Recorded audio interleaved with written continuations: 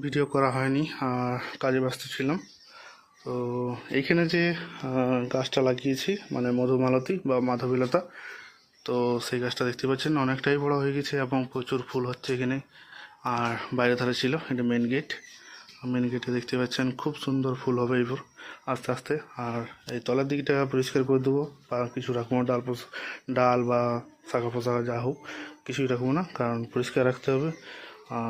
প্রচুর সাপের উপদ্রব, এখন বর্ষাকাল, জল হচ্ছে, শরৎকাল কিন্তু বৃষ্টি হয়ে যাচ্ছে। আর এখানে একটা গাছ আছে, আমি দেখাই যদি। এখানে খুব সুন্দর একটি ফুল গাছ, নামটা ঠিক জানি না, কিন্তু গন্ধরাজ বলে এনেছিলাম ফুলের গাছ। তো পাতাগুলো দেখে অবশ্যই আপনারা কমেন্টে জানাবেন যে কি গাছ এরকম পাতাগুলো হয়ে যাচ্ছে এবার দূরে। আর ফুলটা কোয়ালিটি দেখুন, এটা যখন ফুল হয় খুব সুন্দর ফুল হয়, দেখতেই পাচ্ছেন।